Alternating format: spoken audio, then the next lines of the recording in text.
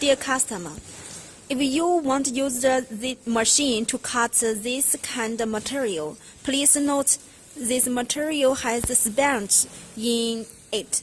So we will prepare one part material and put it inside of hide.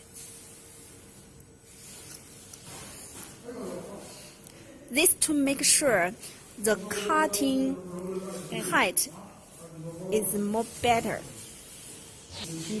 Dear customer, the next step is showing how to install the hide. Please note, here is a point. It is a hole, and this hole will find this place here. Please see the operation. 这里有刀，所以呢，你要抓住这两边，不要把手指放在这中间。Please remember, the hide has already installed the knife. So remember please remember your finger not at the middle of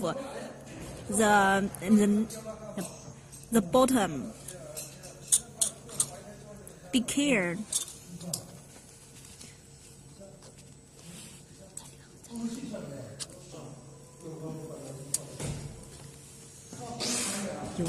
And now it is the hide bottom part has installed.